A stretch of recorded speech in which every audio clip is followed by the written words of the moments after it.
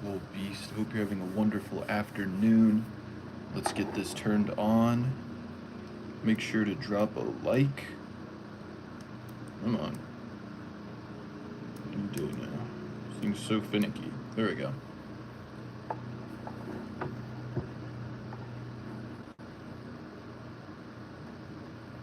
Three, two, one. Alright, and we are going. Before we begin, let's give a shout out to the Beast. What up, Skelly Smoke? Make sure to drop a like. Good to see you, my boy. How you been, man? Good afternoon. Hope you're having a wonderful afternoon. It's been a while, bro. Good to see you. We have a shout out to Gatorade.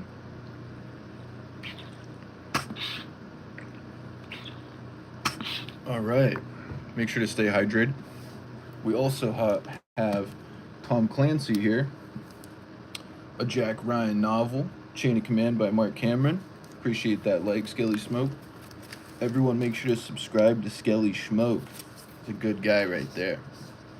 Used to be on our editing team when I was doing that back in the day. That was before all the live streams. Alright, let's get into it. We're on chapter 38, page 274. Here we go.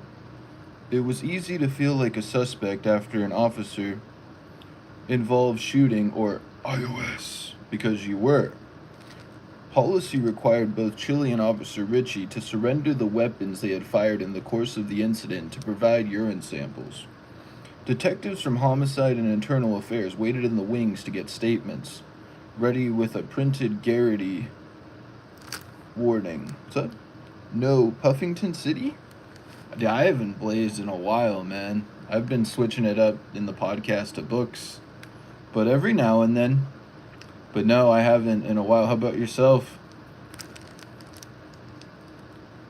You have the right not to incriminate yourself, but if you do not talk to me, I could fire your ass. Mighty nice of them to look after his rights like that. Chili knew he had done anything wrong, but the process still sucked. More leaders than managers, Sergeant Johnson had replaced Scott Ritchie's handgun with his own Glock. He made a certain Chili was issued another rifle before they even cleared the scene, driving home the point that they were not being punished for doing their jobs. I have some deep breath flower from Loom Cannabis in Michigan. Ooh, that sounds nice, man. How is it? Still, Johnson crossed the T's and dotted the I's, giving the powers that be what they would need to put this whole incident to bed. Chili knew better. Shooting review investigators had given both officers 24 hours to rest before giving any statement. Chain of Command, page 275. What's going on, everybody? Hope you're having a wonderful afternoon. Make sure to drop a like and enjoy the book.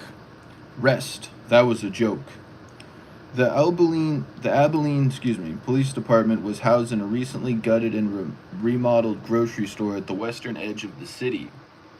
The Municipal Court and Child Advocacy Center were located in the same strip of buildings. The fresh paint and carpet smell of this place always made Chili feel like he was starting a new job. On administrative leave since the shooting, he was not required to be in uniform, but this was important, and he wanted the brass to know that he knew it. He came in wearing dress Wranglers and Tony Llama boots with a crisp white shirt and tie, much like the Texas Ranger and the APD detective lieutenant who met him at the employee entrance and invited him to a vacant room next to the assistant chief's office. Lieutenant Gene Moss had been on Chili's initial interview panel, a thin man with a bristle-brush mustache. He had always seemed fair but hard to read. An alumni of the Federal Bureau National Academy for State and Local Law Enforcement Leaders, he was rarely without an NA lapel pin. I think Narcotics Anonymous lapel pin, or coffee mug, or some bit of wisdom he had gleaned while he was at Quantico. Ranger Will Peterson set his silver belly recital hat on the table, crown down. He made it clear that he genuinely saw the Federal Bureau investigation as a necessary evil, the clean end of the turd that was the federal government. A flat wooden toothpick hung in the corner of his sardonic mouth. The iconic circle star badge was pinned to the left breast of a starched khaki shirt, custom cut and polished from an authentic Mexican Cinco peso coin by a silversmith over in Clarendon, in Texas. Chili had been Peterson around a number of crime scenes over the years, though, as a lowly motor officer. He had never formally been introduced. The ranger did, however, know Chili's father and mentioned it as they shook hands. Chili could not tell it was to let him know the. This is Marc Cameron's novel, page 276. What's going on, everybody? Make sure to drop a like. Hope you're having a wonderful afternoon. Hope you're enjoying the book. All right, let's get it. Marc Cameron's the author, page 276. Ranger was an ally or to establish rapport with a suspect, as any good detective would do. Probably a bit of both, judging from Peterson's reputation as a lawman. The interview was being videotaped with investigators from Internal Affairs and the district attorney's office taping the interview from the adjacent room, watching ostensibly to keep Chili from having to give two separate statements. Chili gave a quick rundown of everything that occurred from the time he had attached himself to the active shooter call until the SWAT team arrived and cleared the mall. He left nothing out, including the fact that he had been prepared to move directly to the shooters and leave a poor pregnant woman to bleed to death in order to stop more killing. Lieutenant Moss listened with a dispassionate half smile, periodically taking sips from his National Academy mug. A lay minister at First Baptist Abilene during his off hours, Moss was an enigma. Chili could not tell if the guy was proud of his behavior or about to recommend 5 days in the electric chair. Peterson tapped a cheap ballpoint pen on his little Ranger notepad and expertly swapped corners of his mouth with the flat toothpick. That sum it up, Officer Edwards, he asked when Chili was finished. Chili gave a curt nod. It does, sir. Moss raised an eyebrow, bushy to match his mustache, so nothing else. He obviously thought there was something. No, sir, Chili said. Peterson raised his hand as if a Texas Ranger needed permission to speak. You did not happen to run across any other shooters inside or outside of the mall? Chain of Command, page 277. Let's give a shout out to Skelly Schmoke. Make sure to subscribe to his channel. Chili shook his head. No, sir. I mean, I understand that Officer Ritchie fired his weapon, but other than Vetter and Lily, I saw no one else. Peterson leaned over the desk a hair, as if the next question was all important. Some guy in a hood, maybe. No, Chili said. A hood? A mask. Lieutenant Moss glanced at his notes. A balaclava. Definitely not, Chili said. I'd remember that. Range Peterson leaned back in his chair again, hands folded across his chest, pondering heavily on something. The desk phone chirped.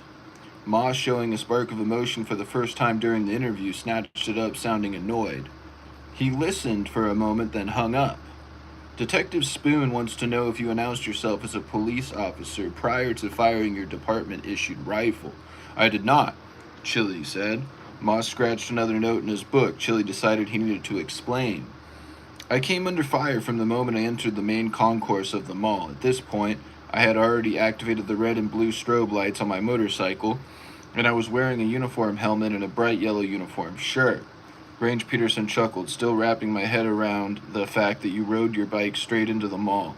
He shook his head. I've seen some cool shit in my day, but he glanced at Moss, who gave him a nod. Both men relaxed noticeably. Most of this event was caught on mall security cameras.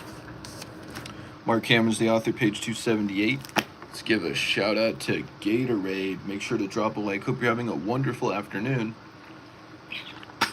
Make sure to stay hydrated. Refreshing. All right, here we go.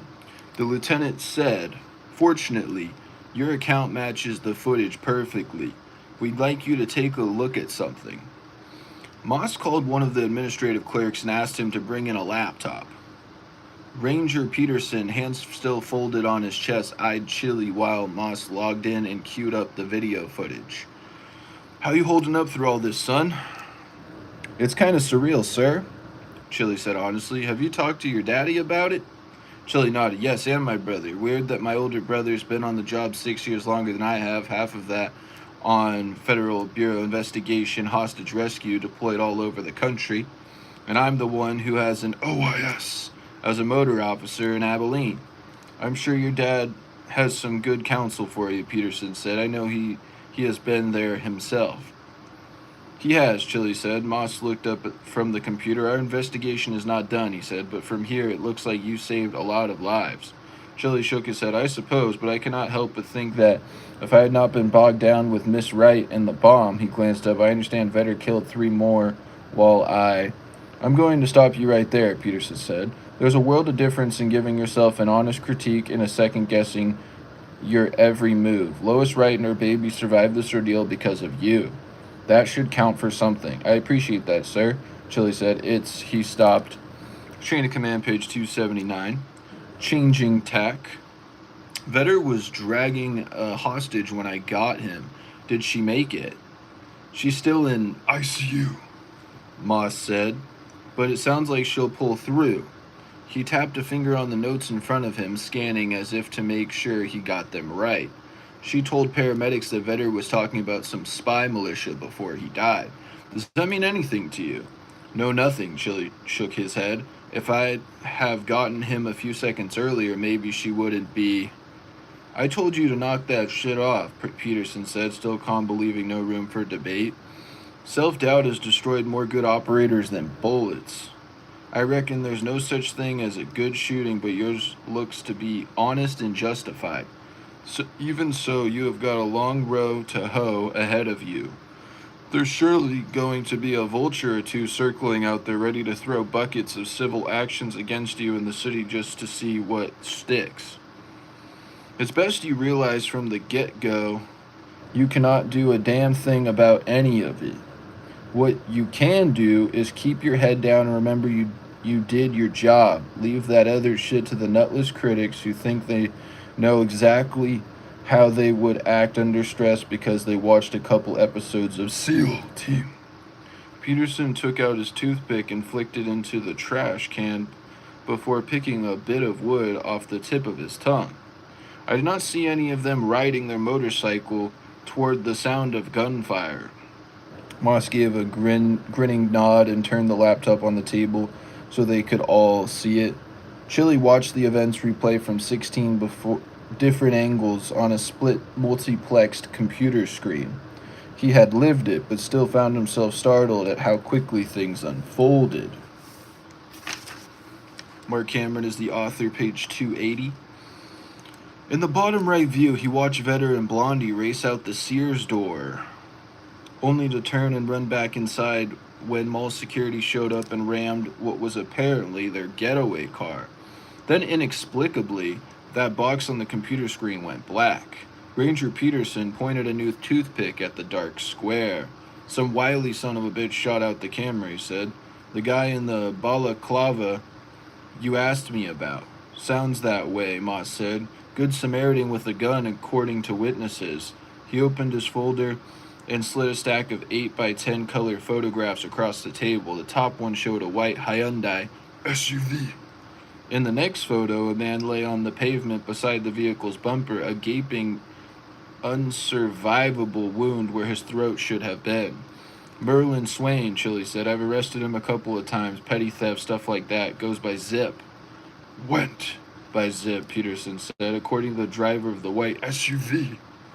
Mr. Swain threatened her and her kid with a handgun. He was in the process of jacking her car when in her words, tactical-looking dude in a mask shot him in the neck with a rifle. She says this masked man saved her life." Chili took a closer look at the photo, exhaling slowly. "Rifle wounds never look the way they do in the movies." He took a deep breath, shaking his head. "Interesting that whoever shot him took the time to take out the camera beforehand." "Sure, it sure is," Peterson said. "2 quick shots from 15 meters. The woman from the SUV Says her husband has a couple suppressors and this guy had some kind of thing on his rifle. Chili studied the photograph and thought, suppressed rifle.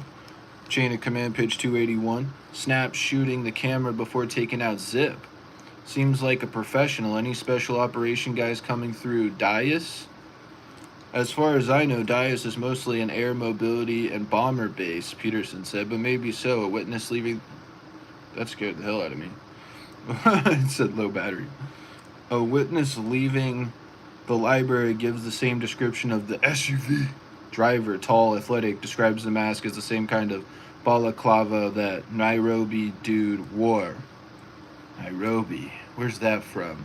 I think that's like India or something like that. What's going on, everybody? Hope you're having a wonderful afternoon. Make sure to drop a like. Hope you enjoyed the book. The SAS guy, Chili said, mulling that over. His theory about special operations was sounding more and more plausible. From the Al-Shabaab terrorist attack on the Westgate Mall in Kenya, Africa. Yep, Peterson said, according to multiple witnesses, our guy shot Merlin Swain twice in the throat, then took his phone.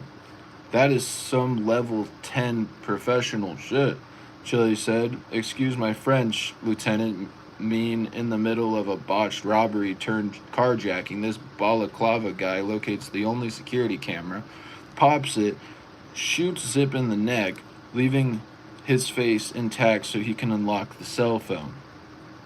Struck by a sudden thought, Chili spread the photographs out on the table. He found what he was looking for and pushed it toward the other two men. Range Peterson pulled a pair of reading glasses out of his shirt pocket and leaned in closer. A track in the blood.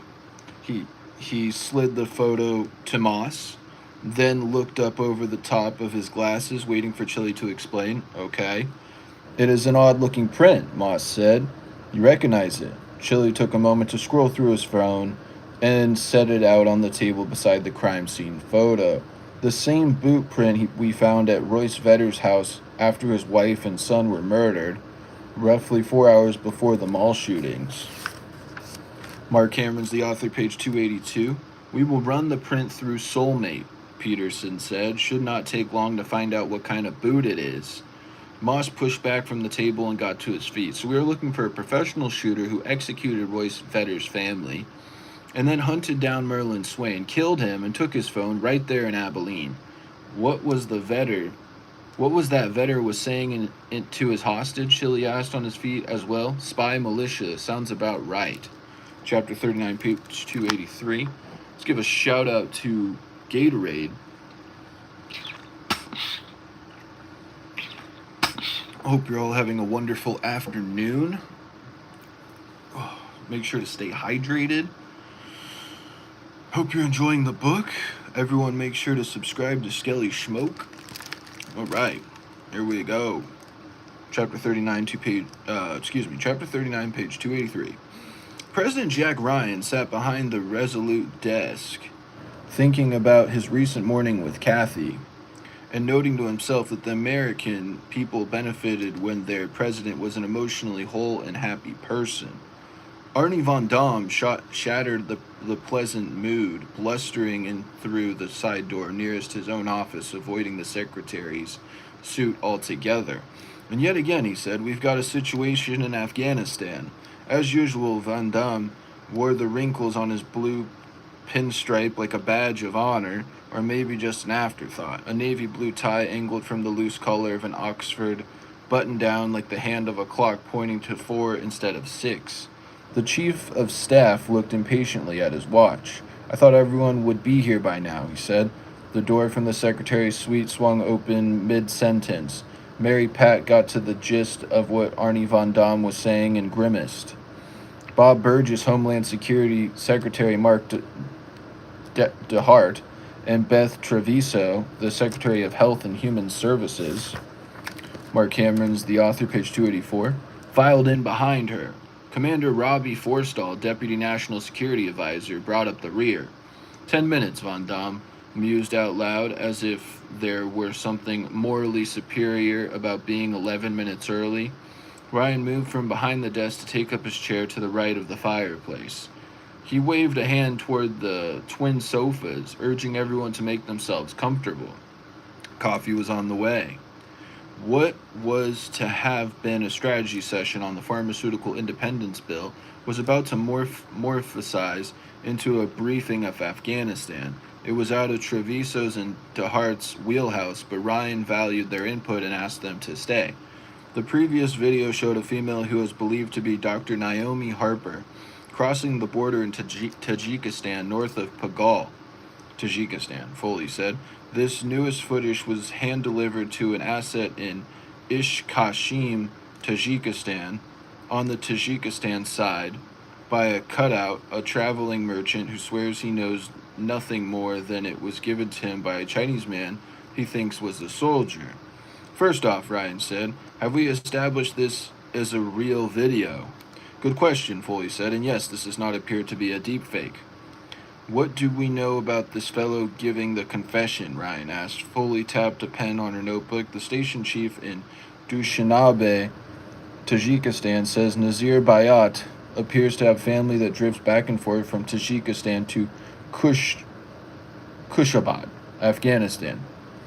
He's got people trying to locate some of Bayat family now, but the Waki, Tajikistan, do not have cell phones or vehicles or many other. Chain of command, page 285. Where is everyone? Means we can use to find them. It's all boots on the ground and word of mouth. DeHart spoke next. From what I read, the Waki people are virtually untouched by the wars in their country.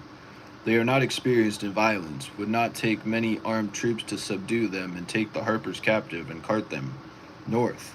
True, the Secretary of Defense said, there are a couple of not-so-secret PRC bases over the border in Tajikistan, one near Pakistan not far from where the video was supposedly taken, and another farther east 20 miles from the Chinese border. Ryan took a sip of coffee, weighing that for a moment before glancing at his Director of National Intelligence. How far from the Tajikistan border were the Harpers working? Foley gave a nod to the tablet computer on Forstall's lap. It faced the president and displayed a map of Afghanistan's narrow Wakhan corridor and surrounding nations of Tajikistan, Pakistan, and China. According to their daughter, Foley said, the Harpers were working at any one of the three sites, Mulong, Thong, which is the closest to the border with Tajikistan, Vagboy, or Asan Katish in the Big Pamir, Tajikistan. Ryan laced his fingers and thought. Everyone in the room knew of his affection for Kim, the Rudyard Kipling novel about a small boy operating as a spy during the Great Game that brought the Wakhan corridor into being. Where the rest of them were clearing the fog off their mental maps of the stands, Ryan was picking Central Asia as it was then as compared to now. How many Chinese troops in this latest video? Ryan asked. 4 are visible in frame, Forstall said. That is enough. Marc Cameron is the author, page 286. Movement where we can be sure there was a cameraman and not a tripod, so at least 5. Ryan took another sip of coffee and shook his head. It's not unusual for the Chinese to patrol the Wakhan, Tajikistan. Hell, what are the few Afghanistan forces posted out there supposed to do when a larger, better armed group of PLA soldiers tromps over the mountains and says they want to help? That said, there's one thing to patrol and another to march across the border and kidnap Americans in the middle of a humanitarian mission. The president peered across his cup at the Director of National Intelligence. We are 100% certain the Harpers are not intelligence assets of some kind. They are not ours, Mr. President, Foley said. The area they are in is beyond remote. No Taliban presence. The Waki Tajikistan people are too poor to bleed dry and too few to chastise for lax religious practices. A handful of smugglers still use the old Silk Road route, but Chinese troop movements are so infrequent that there would be almost no useful intelligence gleaned from posting anyone out there for us or the Taliban. Who knew the Harpers were there?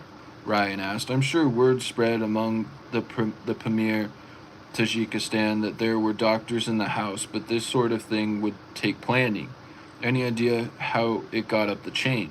BBC, But did a what was that? It freaks me out when it does that. Did a news piece on them a couple weeks ago, Forstall said. A journalist and her producer accompanied them in truck, foot, yak train, the works. She stayed a couple days and then filed the story as soon as she returned to Kabul, Nepal. Accustomed to briefing the president, Forstall answered the next question before it was asked. BBC has already sent all their raw footage to Langley, Virginia.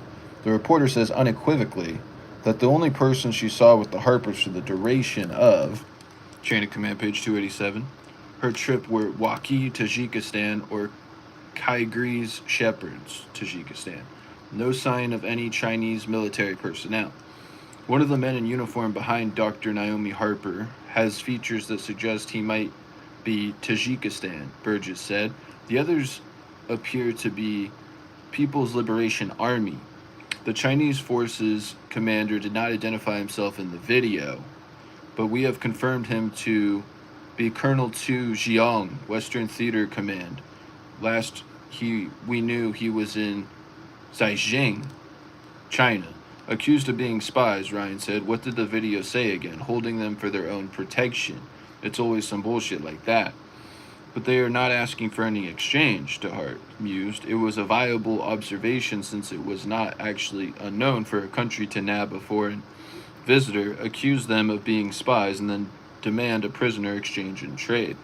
Nothing yet, Foley said. SEAL. Team 6 and Delta are spooling up for a possible insertion into Tajikistan, Burgess said. Once we have a location for them, Ryan said. Working on that, Burgess said. Dushanbe, Tajikistan has given us permission to keep a 1.0 orbit over the yurts near Kyrgyz, Tajikistan. He translated for DeHart and Treviso.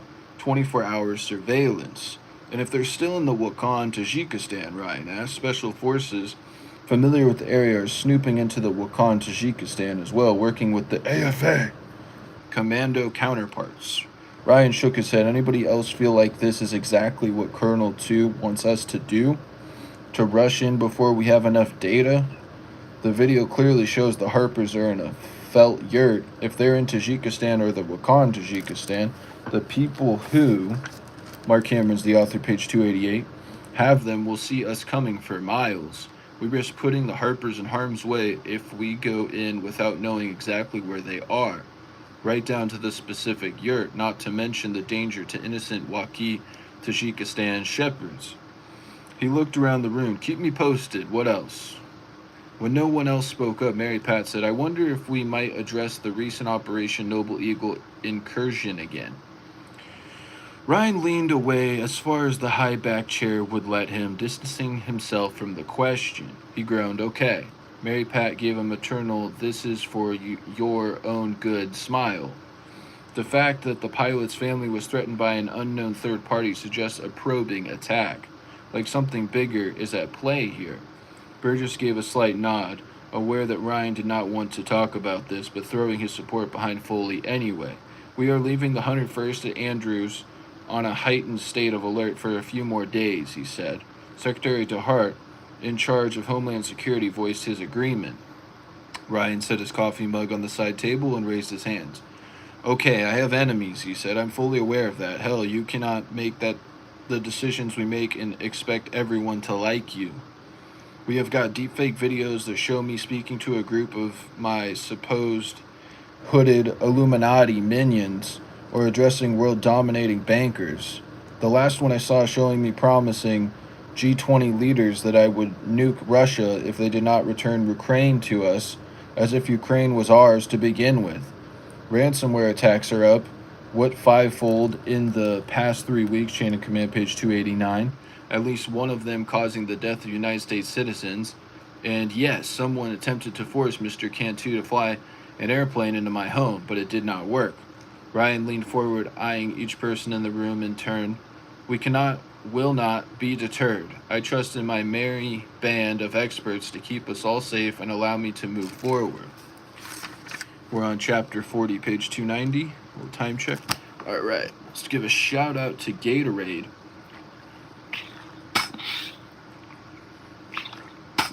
Hope you're all having a wonderful afternoon. Make sure to drop a like. I hope you're enjoying the book. I missed that. What's going on? Anikaja Vush said hello. What's up? Hope you're having a great afternoon there. Alright, chapter 40, page 290. Burgess and Forstall excused themselves first. Foley stayed a few minutes longer, giving input where Ryan asked her, offering suggestions that he had not considered. As Oval Office meetings went, it was a long one, lasting a whopping 25 minutes. Arnie and Secretary Trevisa left through the hall door, but Ryan asked Marc DeHart to remain for a moment. "Strange times," Ryan said when the two men were alone. "They are indeed." "Yeah, United States. What's up? Are you from China or Japan? Something like that? Shout out to China and Japan in the house. Let's go. That's what's up." "Yes, we're from California. You feel me?"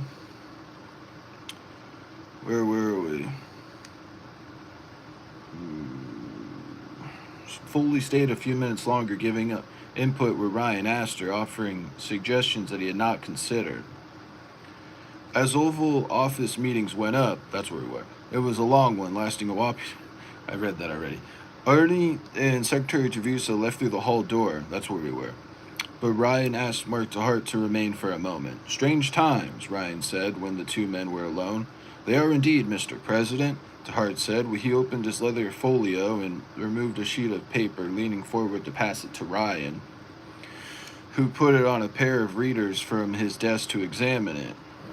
"I trust that this is not a letter of resignation." "Not at all," DeHart said. "If he was flustered, he did not show it. You'd ask us all to prepare a list of 5 individuals we believe would be good candidates for the office of Vice President. I apologize for being dilatory with my list, but here it is, along with my rationale for each name. John Nance Garner serving as FDR's Vice..." Look, yeah. What up, Diabre Jones? What's going on? Make sure to drop a like. Hope you're having a wonderful afternoon. Hope you're enjoying the book. Said the job of Vice President was the spare tire on the automobile of government. Chain of command, page 291. DeHart smiled. "Among other things, sir." Old Cactus Jack did have a few more colorful descriptions of the office, to be sure. Ryan scanned the document. "You have Mary Pat Foley as your top choice. Interesting. You asked for an honest list, Mr. President," DeHart said. Director Foley naturally shares your priorities 90% of the time." Mick Foley. Yeah. You've been reading the book, huh, Diabra Jones? That's what's up. Hope you're enjoying the book, too. "From what I've observed, she gets on board without hesitation the other 10%. "She does indeed." Ryan passed the paper back to DeHart. "Your list is incomplete." "Sir? I would like to have seen your name there, Marc." Now he was flustered. "Mr. President, that is not... You were on 3 other lists," Ryan said, "including Mary Pat's, and I have to tell you, you are certainly on mine." "Mr. President," DeHart said, sounding as if he had just run the anchor leg of a 4x800-meter relay. "Pass it my way, Law." Here you go. Grab it. Grab the book so you can read it. "You are fond of quotes, so I'd channel Theodore Roosevelt here. I'd a great deal rather by anything say a professor of history than the vice president." A pained expression crossed his face, as Ryan knew it would. "You are surrounded by so many who are much more capable than I." Ryan gave a wry chuckle. He had used almost exactly the same lines on President Durling. Rather than dwell in the past, he leaned forward, focusing intently on Marc DeHart. "You know what clenched my decision for me?" The secretary closed his eyes and took a slow, deliberate breath. "I cannot imagine, Mr. President." "At Andrews," Ryan said, "when Scott brought the vice president's body home from Japan." "Of course you were." Mark Hammond's the author, page 292. "Respectful to Tony Hargrave's memory, but your first priority was to Special Agent Mulvaney. It is a tough thing for a Secret Service agent losing the person they have sworn to protect, even to natural causes. You know Keenan Mulvaney by name. What kind of cabinet secretary knows their people that well? What kind of president does, DeHart said. And there you go, Ryan said. That is what I expect. No, that is what I require. He waited for a moment to let the conversation sink in and then said, I am eager to hear your thoughts. Sir, DeHart said, swallowing hard, looking around the room as if for some way to escape. Ryan had long thought that the Oval Office seemed to have been designed to make people feel like there was no way out. This position would set someone up who wants to run in the next election. No offense, but I have never had my eye on this office. I get it, Ryan said. You don't want the job. That is what makes you the right person to do it. You have already been vetted by the Bureau of Investigation, and you have decent support on both sides of the aisle. So confirmation should not be too painful for either of us. I'm legally blind and I cannot read textbooks or standard documents. I cannot even see the lines on a place of paper, so I cannot write anything but my signature. Oh, no way. My dad's actually legally blind. That's kind of why I started the book series, so he can hear it. That's awesome. You're a great candidate as well to be able to hear the book. I hope you're enjoying it then. Hope your legally blindness, they come up with some type of innovation to fix that. I think they're working on it, so stay optimistic. But appreciate you sharing that with me. Where were we? Weed. You use cannabis to help with that? That's cool. Nice. Smart. Yep, I bet it does help. A lot of strains, definitely. Lol. Yeah, yeah. What strain helps you with that? I haven't used cannabis in a while, but I can imagine some are pretty solid. DeHart exhaled again. You know, I'm here to serve you, Mr. President, and I don't like it. No, sir, I do not like it at all, and frankly, neither will my wife. Tell D that the vice presidency is often described as the most boring political office in D.C. With all due respect, DeHart said, it certainly did not turn out to be boring for you. No, Ryan said, thinking again to the few short hours he had held the office of Vice President of the United States before 90% of the government was wiped out. It was not. Chapter 41, page 293, little time check. Give a shout out to Gatorade.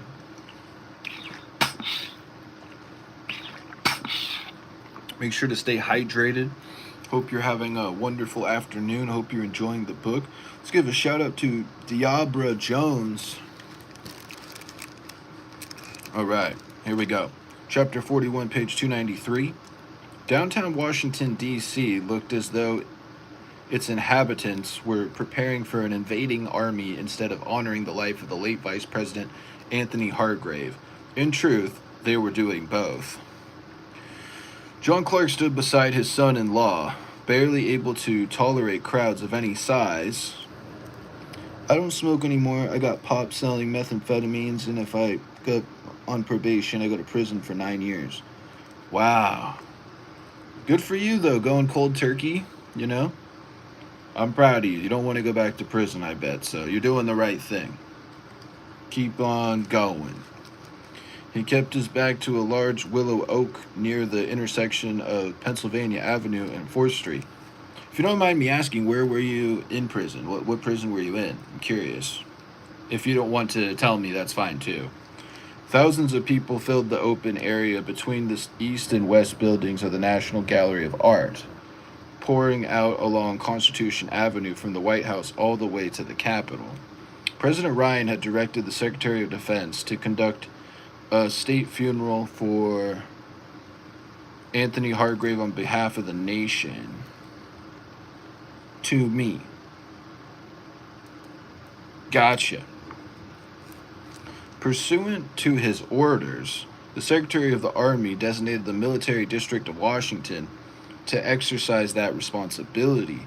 A state funeral was a massive undertaking with myriad moving parts across all service branches and multiple government agencies overseeing security, and planning logistics for dignitaries from the United States and around the world.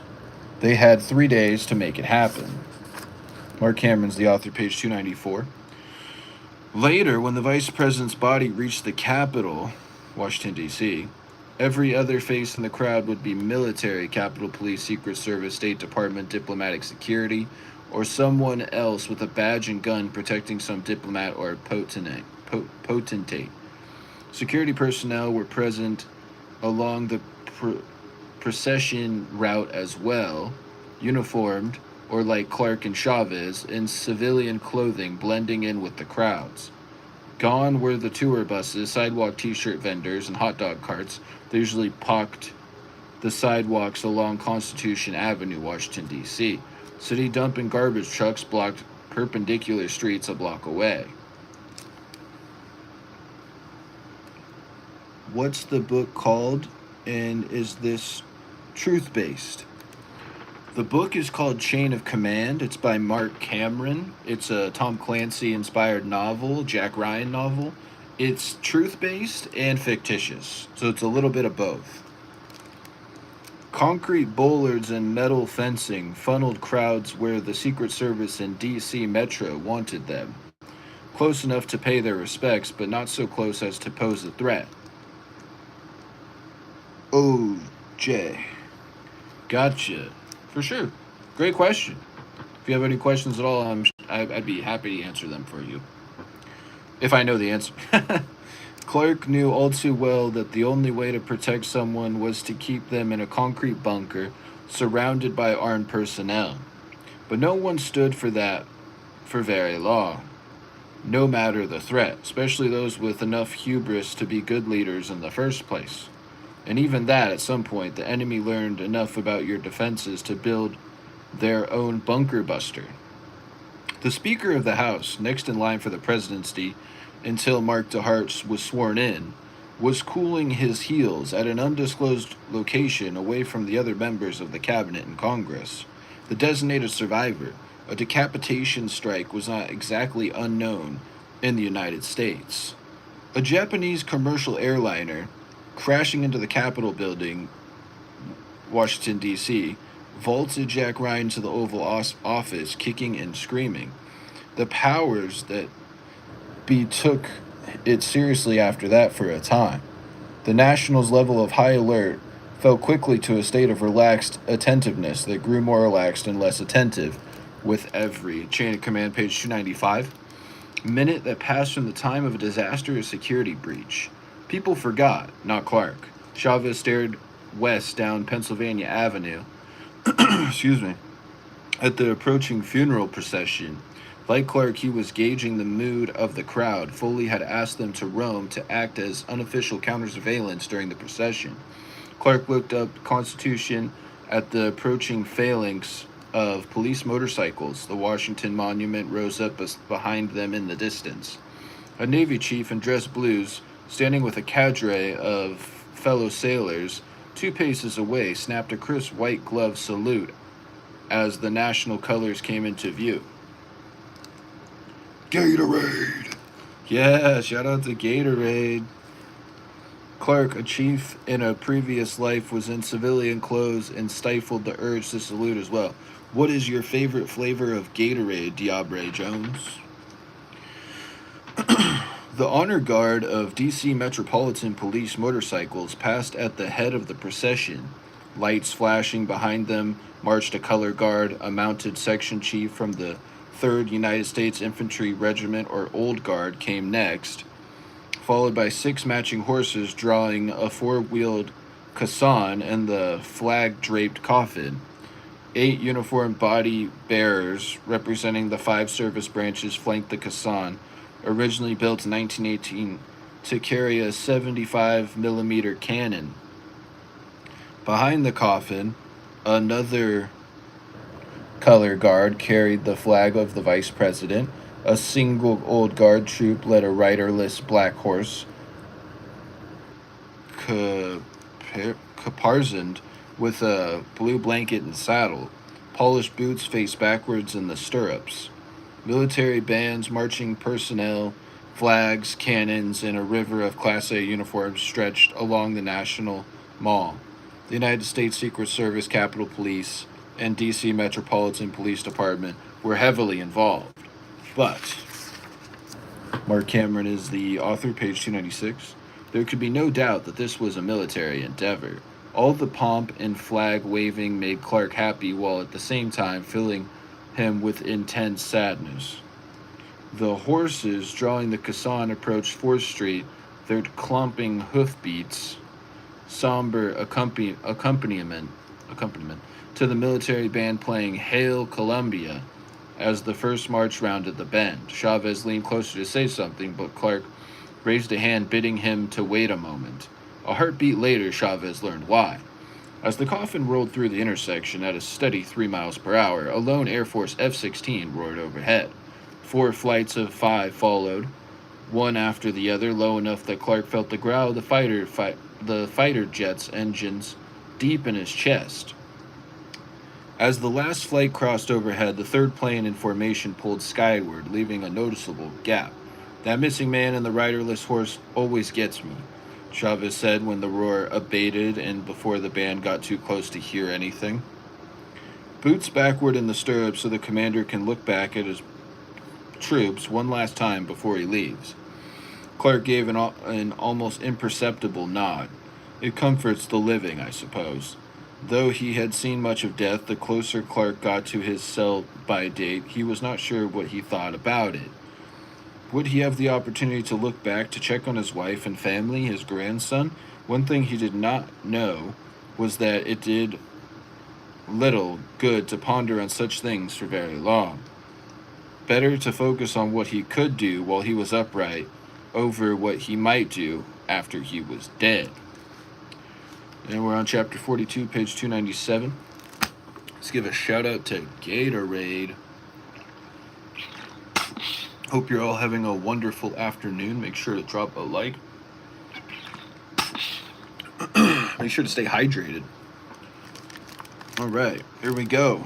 This might be our last chapter here. We'll see. Chapter 42, page 297. Today, Harjit Malhotra discussed finances and acquisitions with the Tiger.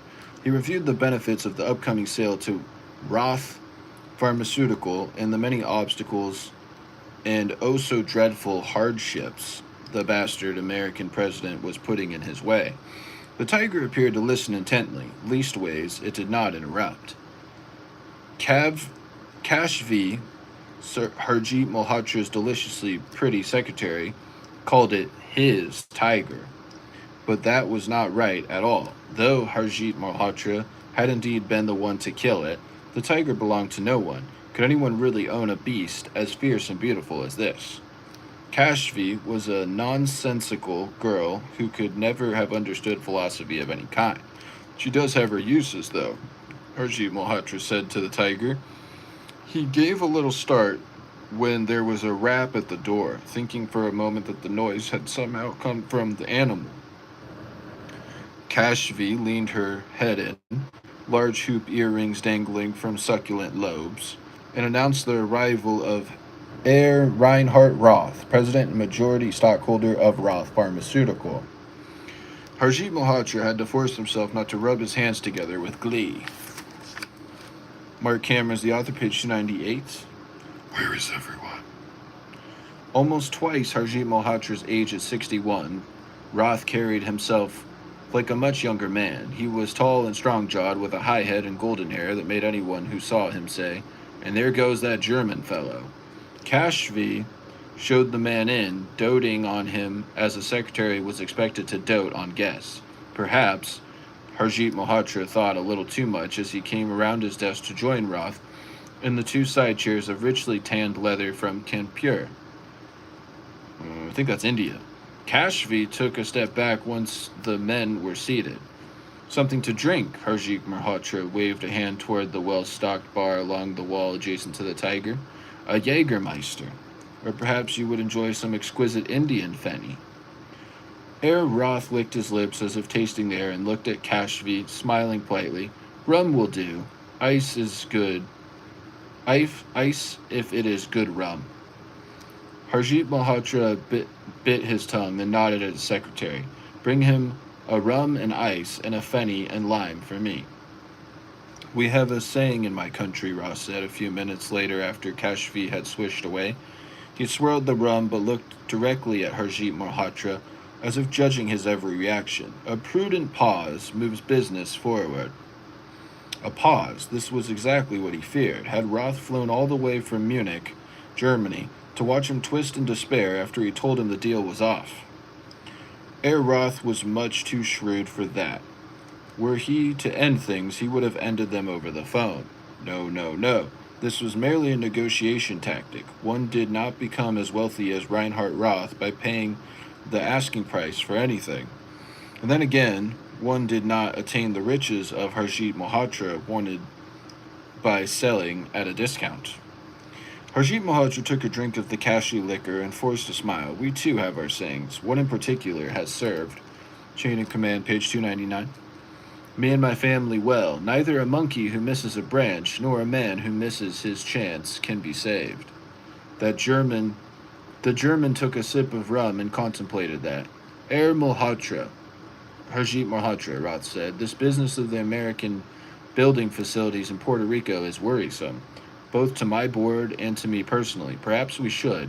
Harjit Malhotra took a chance and interrupted. If I may, it is very premature to say the Americans are building facilities. This protectionist bill is yet in the early stages, likely to die on the vine in the committees of their Congress. He smiled, this one genuine. Little of worth survives those committees, and this bill has no worth at all. Not to worry, not to worry. Ross stared at the tiger for a long moment. The eyes, he said. Harjit Malhotra nodded, happy to have a mental moment to figure out how he might salvage this deal. Yes, the eyes are fierce, are they not? So very intense. The German's upper lip curled into something that might have been disgust, but was the very least mild disdain. I was going to say they were tragic. He set his empty glass on the teak side table with a resounding clunk. More than one of my advisors believe it would be prudent to pause for a beat, suggesting that perhaps I explore the possibility of investment in Puerto Rican real estate. Kashfi, finally attuned to noises like empty glasses hitting tables, knocked on the door before coming in to offer Roth another rum. He handed her the glass with a broad smile. Harjit Malhotra could not be sure, but he thought the bastard actually caressed the girl's fingers. Your employer is very lucky to have such a pleasant and... Marc Cameron is the author, page 300. Attentive assistant. He shot her a playful wink. No ice this time, my dear. Herr Roth, Harjit Malhotra said, I assure you this bill amounts to nothing.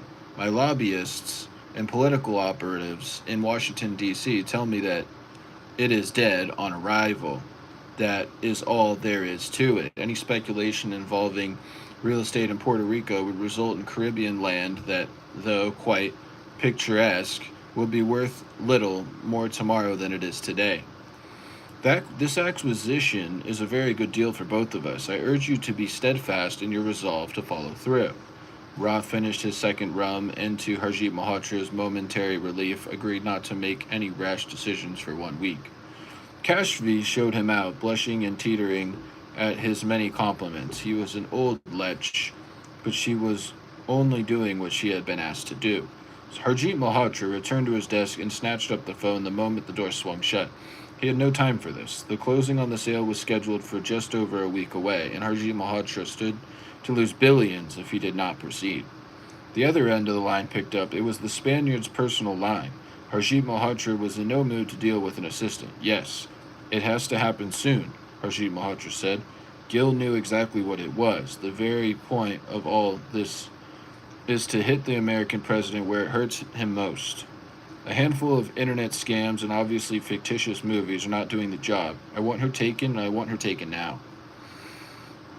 We have it well in hand, sir, the Spaniard said. These things cannot be rushed. That is ridiculous, Harjit Malhotra all but screamed. You have, chain of command, page 301, had this assignment for months. 2 weeks ago would not have been rushed. I am not sure you comprehend the importance of timing. Our plan is sound, Gil said, and we will follow through as the timeline dictates. But you have my word, it will happen soon enough to keep your German buyer in tow.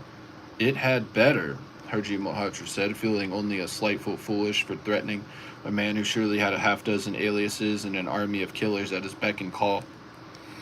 Was there anything else? Spanier asked. If not, I will get you a situation report. Yes, Harjeet Malhotra said. Yes, a situation report. And then he ended the call. Exhausted from both encounters, he slumped forward, elbows on his desk, chin on his hands. He shook his head sadly at the tiger. Do not fret, my good friend. You are not tragic, you are fierce. There was a gentle knock at the door, and Kashfi stuck her head in. Did you need me, sir? He sat up and flicked his hand for her to come in. What did you think of Herr Roth? She shrugged. I don't know. He seemed to me to be nice enough. We need the man, Harjeet Malhotra mused, mostly to himself.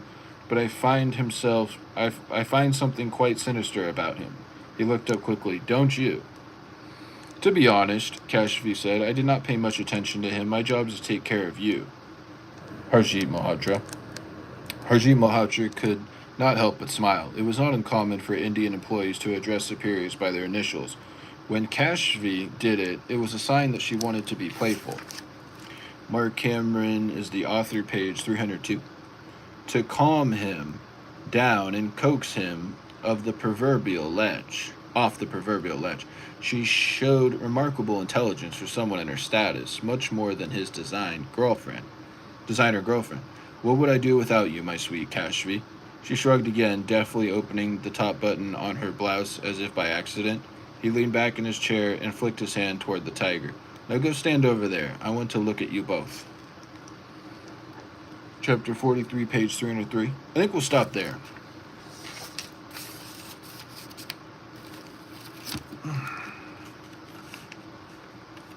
I think it's a good place to stop. Alright, I hope you have a wonderful afternoon. Please drop a like. Make sure to subscribe to Swole Beast, Bless Beast, Merc Beast, Emperor Swole Beast. Drop a comment. Leave some positive feedback. Share our streams, our live streams. Make sure to watch our live streams. And yeah. Alright, have a wonderful afternoon. Hope you're enjoying the book. And we out. Peace.